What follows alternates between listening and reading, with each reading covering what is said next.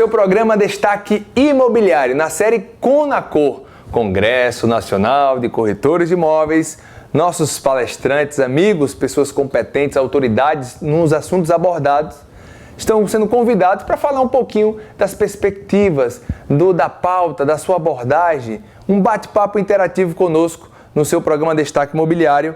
E aqui ao meu lado tem um convidado de longas datas, ele que já assumiu a diretoria e a coordenação do curso de Economia na UERN. O currículo dele é extenso, economista, doutor em Desenvolvimento Econômico pela Faculdade de Ciências Econômicas da Universidade Federal do Rio Grande do Sul, professor e pesquisador da Universidade Estadual do Rio Grande do Norte, bolsista de produtividade do CNPq, ex-presidente da Fundação de Amparo à Pesquisa do RN, a FAPERN.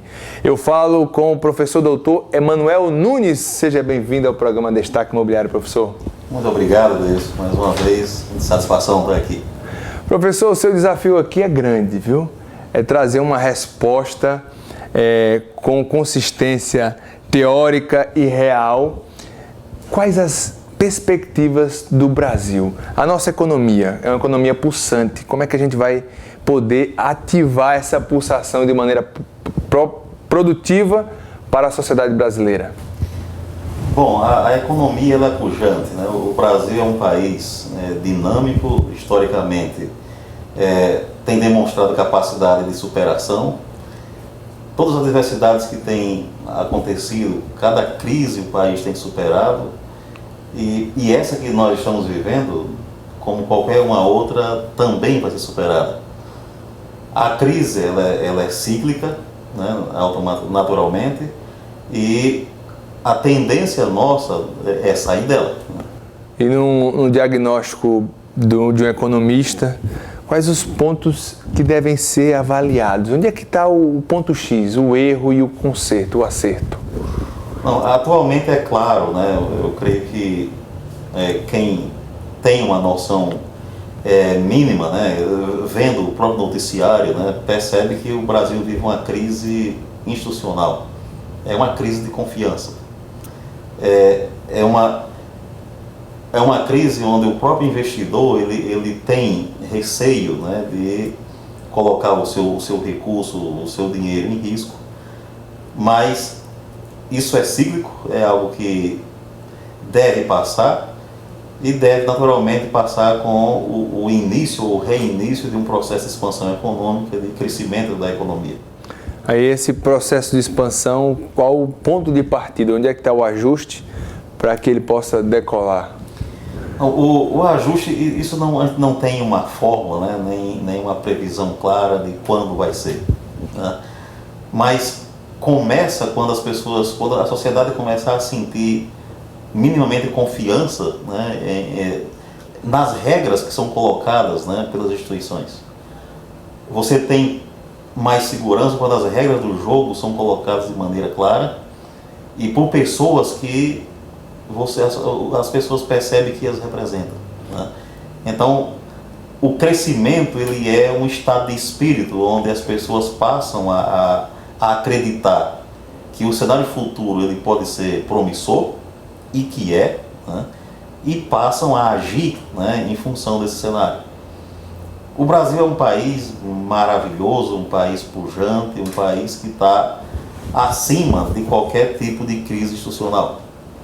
As instituições nossas, elas são maiores do que as pessoas, né? E a superação desse momento, onde você vê, muitas vezes, um salão fechando, uma pequena fábrica fechando, desempregando, uma loja pequena também demitindo, mas isso é um momento também de rever, né, muitas coisas que a gente tem vivido e se preparar para uma retomada de uma expansão econômica que em breve virá.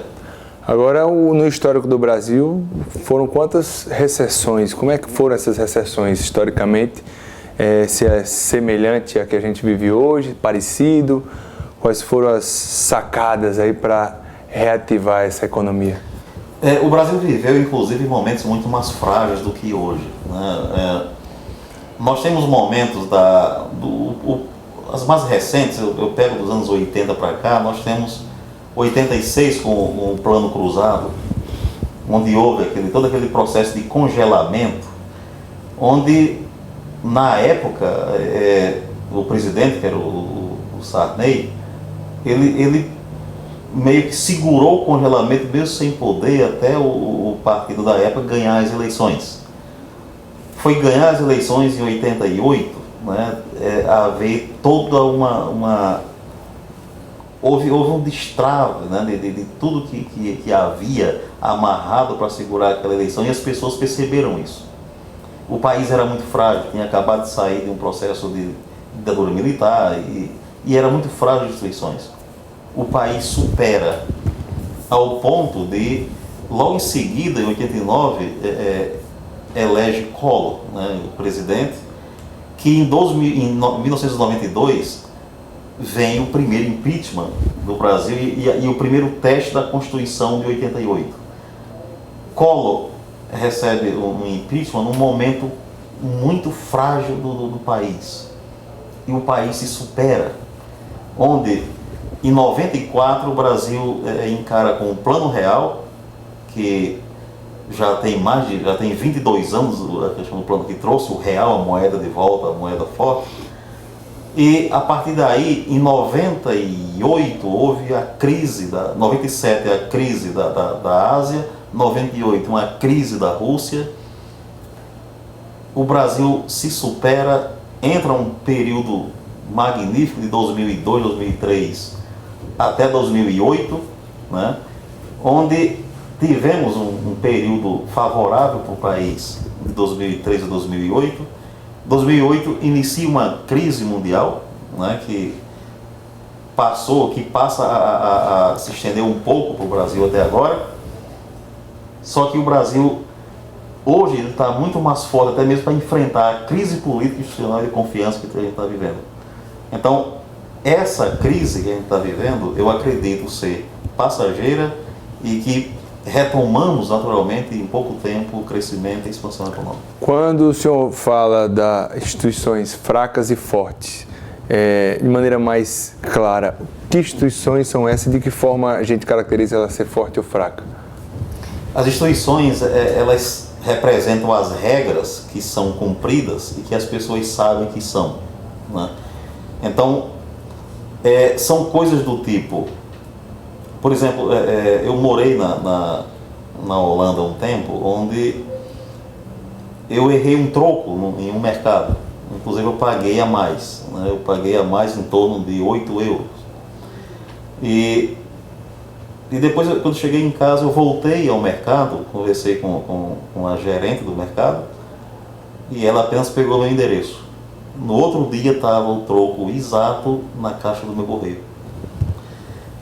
Ou seja, eu fiz um registro, né, de um erro, e quem errou me ressarciu integral e de uma maneira tranquila, sem precisar eu ir atrás ou ter mais energia para buscar. Essa é uma relação de confiança onde as pessoas vivem melhor quando as instituições preservam esse tipo de relação. Então somos nós, né? Somos nós.